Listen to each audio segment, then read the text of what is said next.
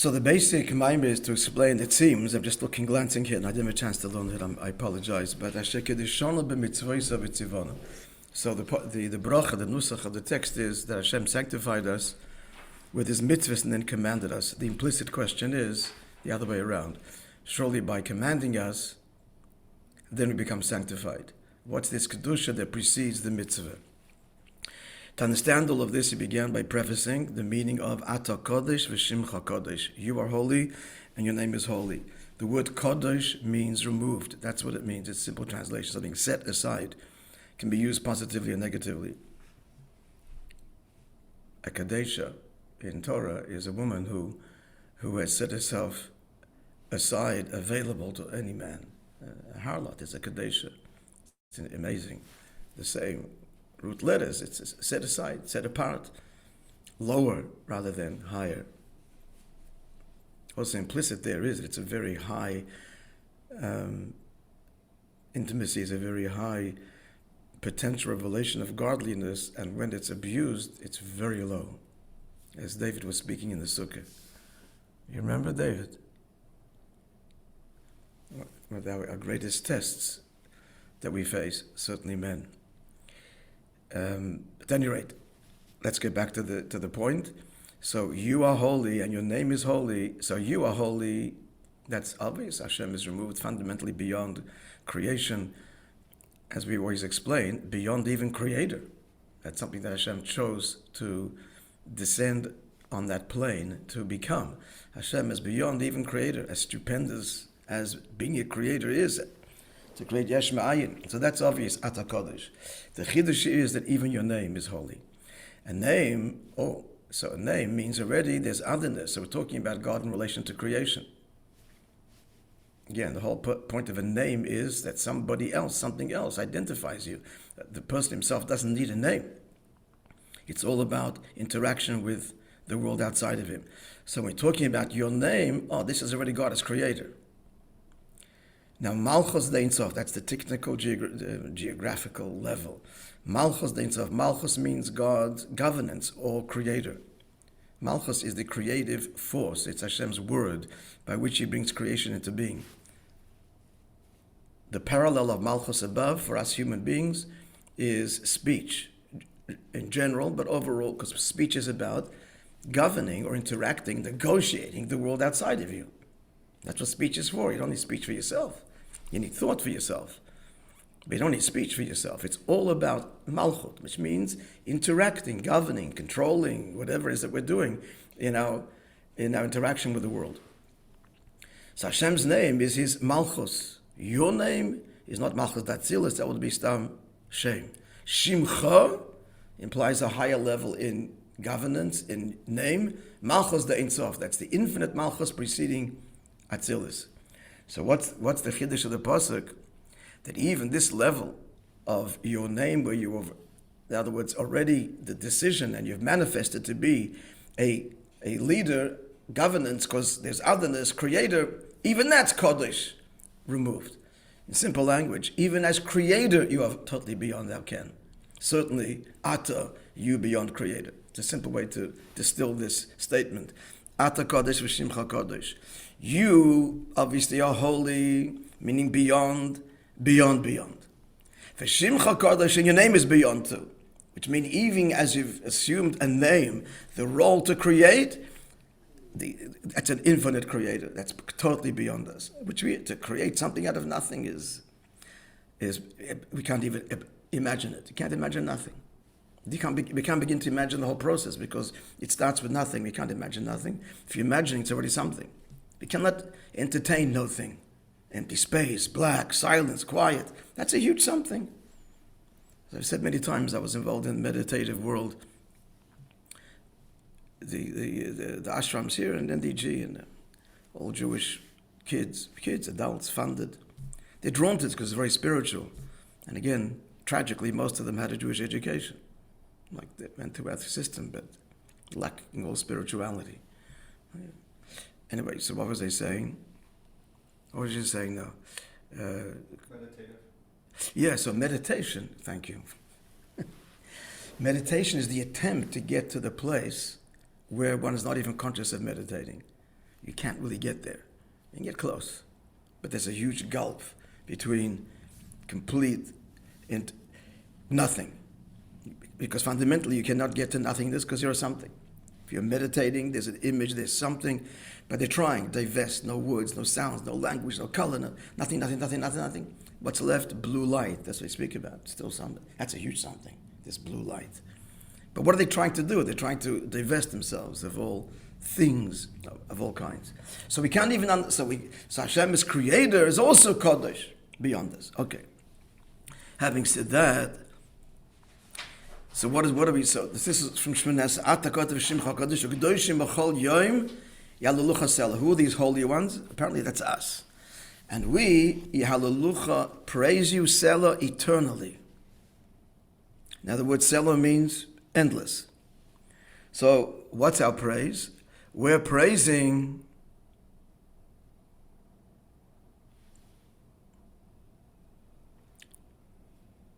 Hallelujah, we're praising you. Now he's talking about the name, David himself. We're praising him eternally. And he gives two reasons. Because we are Kedoshim, because we are Kodesh, but yet to be explained, therefore we can praise Hashem endlessly. Kigam Heim, Eiler says it clearly, those that praise you are called Kedoshim. Kedoshim b'chol yom Hallelujah Selah. Everything we said about Kodesh before, beyond Tzimtzum, beyond fundamentally infinite, that's us. Now, to be explained, we're human, finite. What does this mean? And our praise is without end. Then he added a marshal at the end.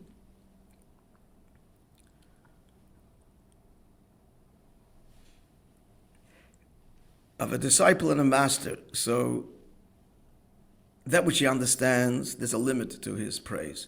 But when he recognizes that there's dimensions to the master that is beyond his understanding altogether, there's no end to that praise. He doesn't have a superlative or an adjective that pins it. The nature of the praise is it's endless. Not that he talks forever, but he's acknowledging that there is no end to my praise because he's recognizing there's a part of the master that's beyond him. And that's what we, so he's saying, putting it all together, we are Kedoshim, and therefore we recognize this. Because somehow we're Kedoshim, we have a connection to Kodesh, we have a connection to that which is infinite, and therefore there are no words to describe it. That's what we are so far. Let's continue and see how it goes.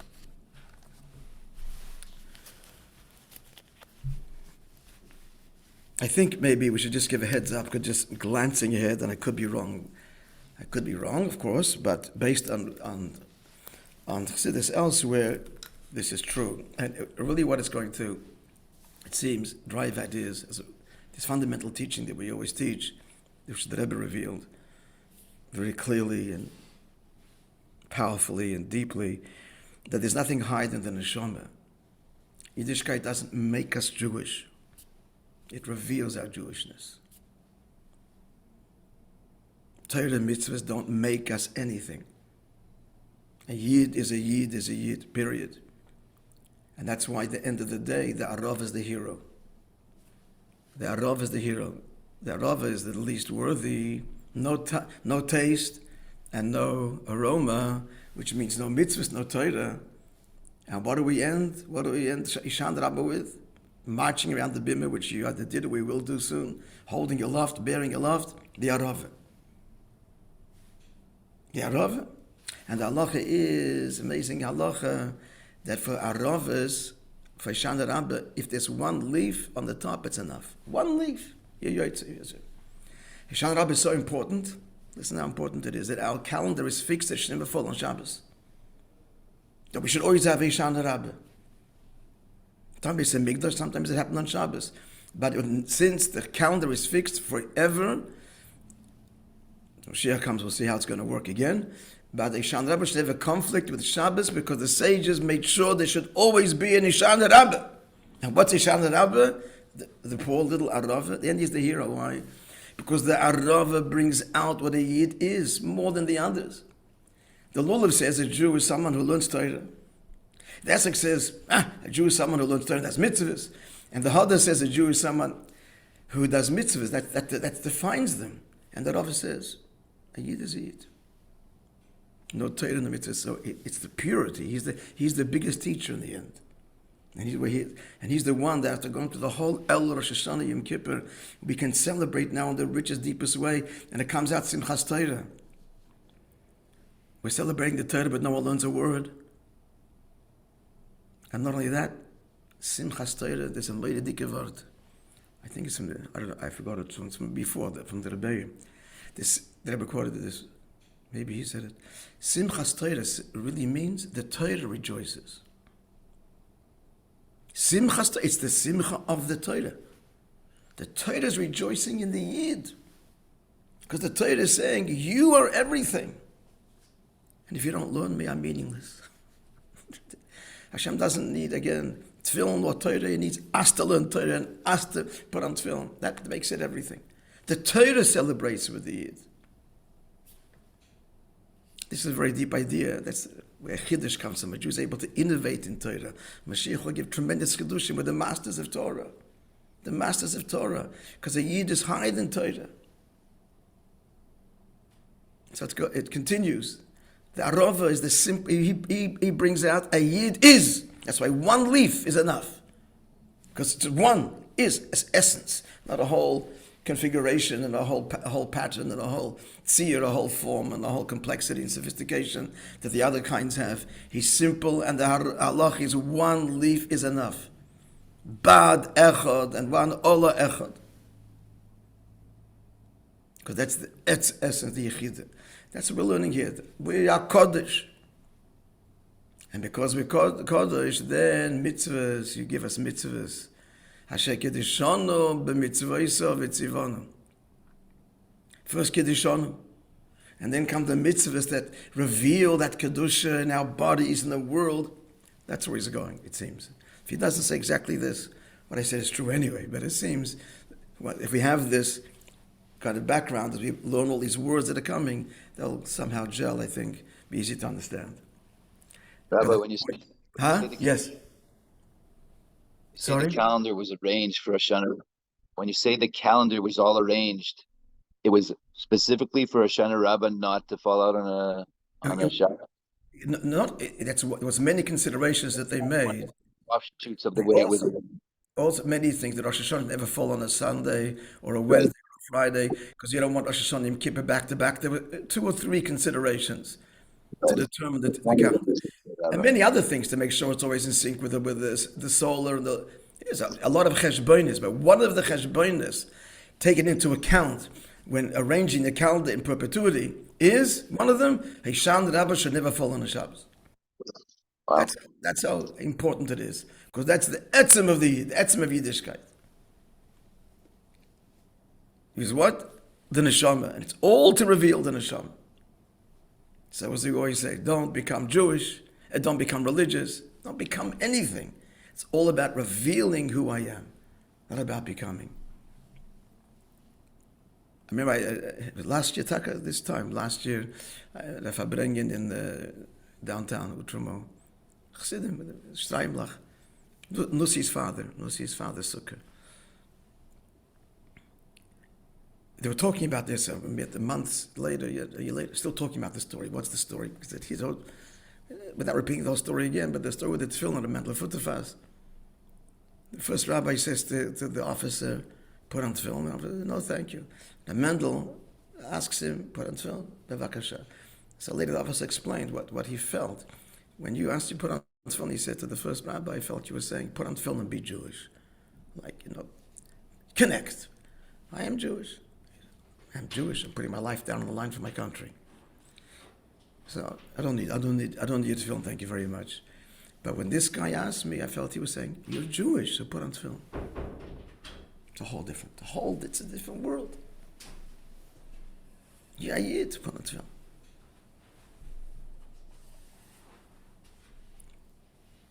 So that's the general context. You davened already. Also, not good. We need you for the minyan. Okay, so Beis, Beis, or Mamshir. For guys, if in case you don't hear or see, a new Maimer, beautiful Simchas Torah Maimer, tomorrow morning and Simchas Torah morning by Medina. Tomorrow morning in the Sukkah, 10 to 9.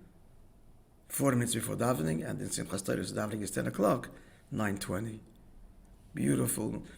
It's a maamar of 50 years ago, the height of the Yom Kippur War. I mean, at the end of the Yom Kippur War. And I want to talk about it on Shmini Atzeres a little bit. Everything that Rebbe said then, anyway, we'll talk about it then. So I'm just telling you. So we're trying to govern ourselves the late nights, the l'chaim, everything else. We should be chassidus in the morning, Shmini Atzeres, Simchas Torah, and it's a different davening. I'm to tell you, it's a whole different yontif. If it's raining, what's plan B? Then we'll learn inside his house. In his house or in shul? Okay, we'll decide. I don't know. It's not supposed to rain in the morning, is it? We're not going to schlep into his house with raining wet. Maybe in shul. Shmini. Doesn't need us in his house in the morning. Okay, you'll have to make up the extra copies. Okay, we'll do that. We'll if it's raining, we'll learn here. Okay.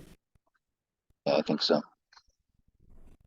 I'm not going to sit in the sukkah in the rain, right? So. Yeah. Okay. So that's okay. What are they calling for? No rain tonight, I know, but tomorrow also. Tonight and like 97% chance tomorrow, but Eibishter feared the Welt, right? Yeah. So we'll see. Okay, that'll be plan B. Okay, thank you. Okay. So we'll put that out on the thing. So so this whole maamar is a maamar of the Alter Rebbe. This is 150 years since the istalkus of the Alter Rebbe. And the Rebbe is saying, Maimorim of the Alter Rebbe, they had not been published yet. Subsequently, they were, but he was sharing it, as it were, and then elaborating. So, Mamshech Levayet, so the Alter Rebbe continues to explain HaKesher im, the connection with Hashek Kedishona b'mitzvah. After explaining this idea of Kedusha, that we are Kedoshim b'chol yom yaleluch hasela, holy ones praise you. So he explains the connection between that and the meaning of the nusach of the bracha, sanctifying us with his mitzvahs.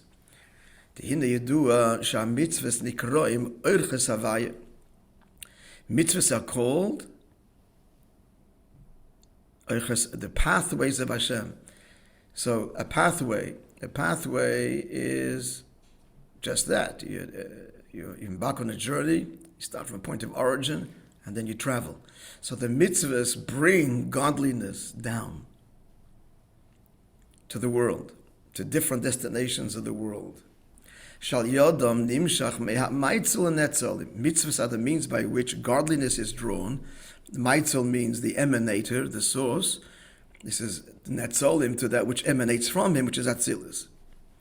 And from there all the way down to the world.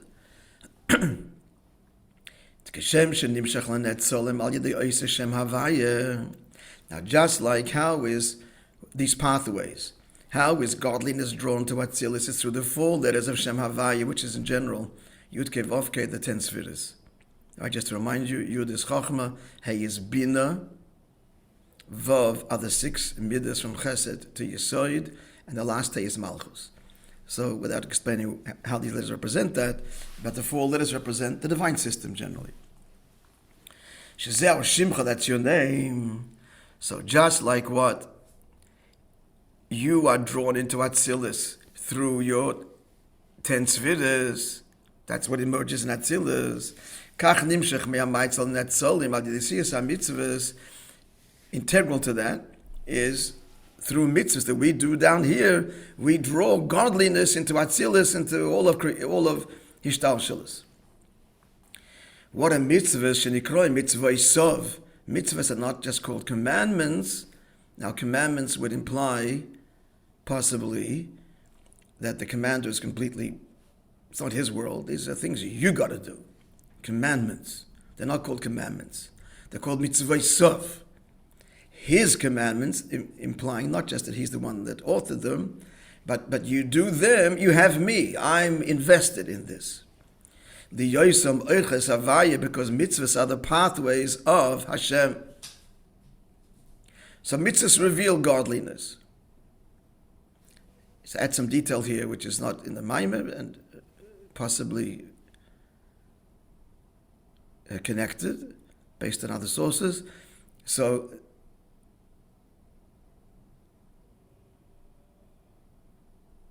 the Yud-Kei Vav-Kei we just said are the 10 Sfiras. And the 10 Commandments correspond to the 10 Sfiras. And the 10 Commandments embrace all the mitzvahs. Famous Rabbi Saadia Gaon explains all 613 mitzvahs are all rooted in the klolim of the Seres HaDibros, which is why there's 620 letters, 613 mitzvahs and 7 Derabanan, or Shem Mitzvahs B'nai Noach, also there in the 620. That's so the 10 Sfiras, Yud-Kei Vav-Kei is saying, is the means by, in its breakdown and detail, the 613, is the pathways by which godliness is revealed into Atzilus and creation and so on. Conclusion, mitzvahs are the pathways that draw godliness down into Atzilus and into the creation. Atzilus being the first stage of creation. Now comes the big news. What we're saying. He sanctified us with his commandments. Ki kedei, in order. We down here in this world. Through our acts, how are we able to draw down from the emanator, from the source, into Atzilus? We have to be lifted. So God has to lift us or invest in us. His supernal holiness, that's higher even than the whole system in creation. So he's saying right here that a Yid is rooted in Hashem higher than Atzilus, higher than Ishtalshalus. This is higher than Torah. And therefore, when we do a mitzvah, we're like the masters, we can bring Torah, through Torah mitzvahs, godliness to the world. That's how we are able to draw on the very source of godliness, because we're there, we're being lifted there, we're invested. Lifted or invested in the same language, different language, the same thing.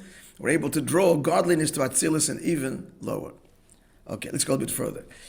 If we don't get every nuance in a word, it's okay. We get the general idea. Again, I'm just looking ahead what the Rebbe does at the end is a summary. I think, let's see.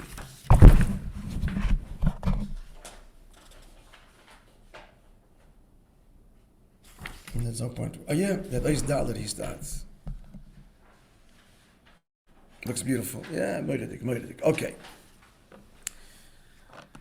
In order, Keitzad Magas Nishmas Ish Yisrael B'Kodesh Elya, and how does the soul of a Jew reach this supernal level? Talking about the soul down here in the body. So the pasuk goes on to say, meaning by every Yid yesh behelem b'koyach, in a concealed and potential way, there's what? The Kiddush Hashem b'mesiras nefesh. Every Jew is the potential of mesiras nefesh, the simplest Jew. Now mesiras nefesh, friends, true mesiras nefesh is completely unnatural. The law of nature is one fundamental law: survival. And if a person gives his life up because he's going to get reward, that's not true mesiras nefesh. It's a cheshbon. He's a big believer and he understands, so it's worth to give up your life. Small, big sacrifice even for even a greater gain. It's not mesiras nefesh. That's also logical. There are people give up their lives for a cause because they believe that the cause, the gain, is greater than their pain. True mesiras nefesh is on cheshbonos, nothing. Can't cross the line. It's over. Complete self-sacrifice. This is something that's not part of creation. It's godly. It only can happen because the neshama is rooted in a place that's beyond creation, which is all about survival. The whole Darwinism and so on that is so appealing and so popular, because it's true, the survival of the fittest. I mean, that is the observable law of nature, that the superior will devour the inferior, and everybody's fighting for survival. Go to the jungle, it's just one big struggle to survive. Everybody's devouring the one lower than them. And for a long time in history, who was the heroes in history? The big warrior, the one that defeated and consumed.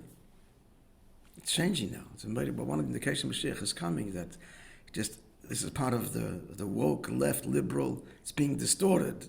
But the root of it is all pre-Mashiach. It's no longer the hero, the warrior, the hero, the big general, the scalps.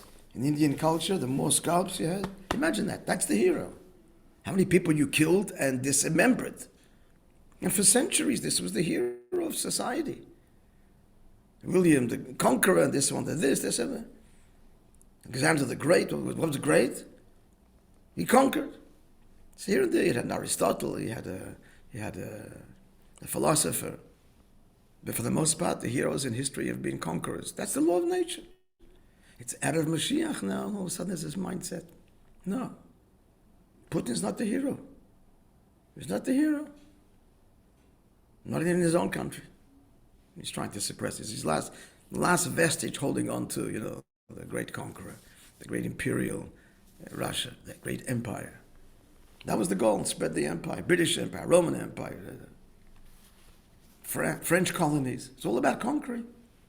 Because that's Sapiteva. Now, Adam Mashiach, it's passé. It's like stupid. Let's all live together as one and equality. It's these powerful stirrings worldwide. We'll stop here. We just have to consider the world is the most peaceful place it's been since the dawn of history. Since the dawn of history. Ukraine, notwithstanding. There was battles going on constantly, wars between countries. This was the norm. And then overnight it changed after World War II, radical changes in thinking. It was the last Helen Hester, concealment and the mindset, the shifting. No. So Mesidas Nefesh, it comes from a place higher than nature. Not gain, conquer. Eibishter. I'm ready to give up everything for that in an instant, in a simple Jew. So continue. So that's what's being granted to us, and therefore we're going to continue. Therefore, bring godliness into the world. Okay.